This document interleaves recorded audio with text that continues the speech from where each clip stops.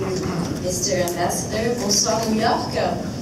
Dear friends, it's a real and sincere pleasure to be here with you tonight.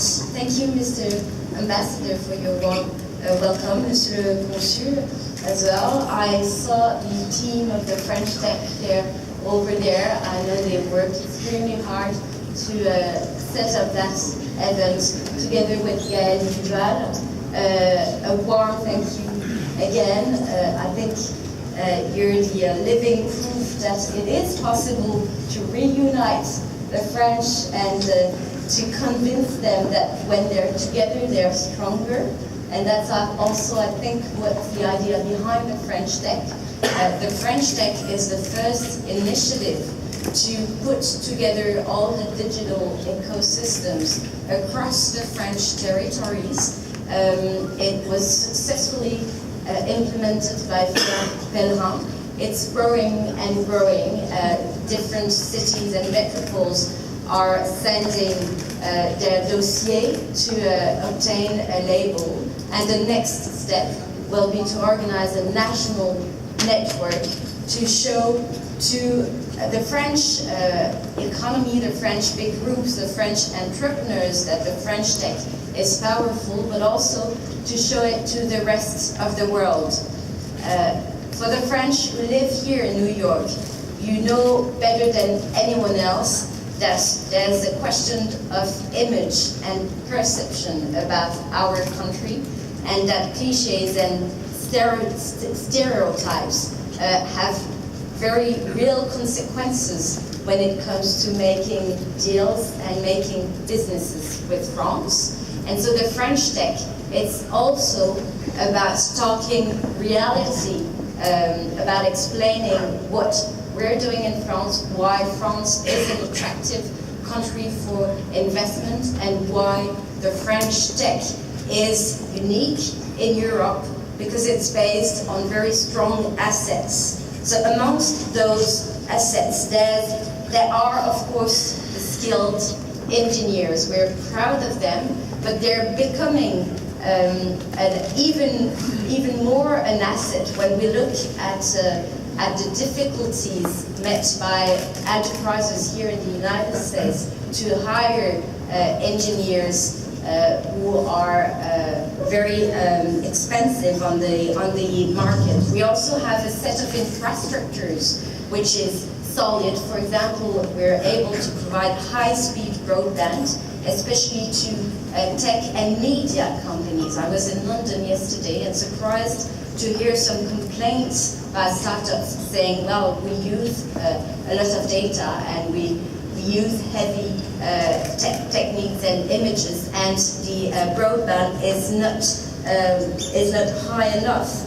We're part of Schengen, and entering Schengen means we're entering an immigration zone where it becomes easy to travel for people who work in France, to travel across all the other Schengen countries. The cost of housing and the estate market has remained reasonable compared with other places, notably in the United States. And above all, we now have the French Tech, which is that giant cluster that puts together big groups and startups, enterprises and the French administration, local politicians and the government. I think that's a first, and this is probably why it is also so successful. So when I come to New York and I see that the tech scene is also vibrant here, I cannot help but think that there's something to do in common, that we have many common values, the same interest in culture, we have the same urbanistic background, same strong specializations in media, in advertising, in architecture, for example, and the same booming in the digital industry. So I wish we will have a closer cooperation between the two ecosystems that could, for example, translate into a co-investment in startups. one of the next big challenge for France, and this is also true for other European countries, will be to build scale-ups in Europe. And in order to ensure that our startups, which are numerous and successful, can grow, become bigger, create jobs in France and in other countries in Europe, we need to attract investments, and we need to give them a larger scale and make sure that they become scale-ups. So in order to do that, together with the French state, together with the backup of the BPI, the Banque Publique d'Investissement, together with the French VCs, we need the American investors.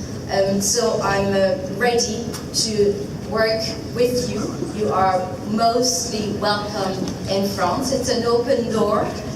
Bercy and the rest of the government. I cannot say it's an open bar, and if I'm saying this, it's because I'm just back from London, where we had a hard negotiation, I must say, with the US government on the preservation of cultural diversity when it comes to wines.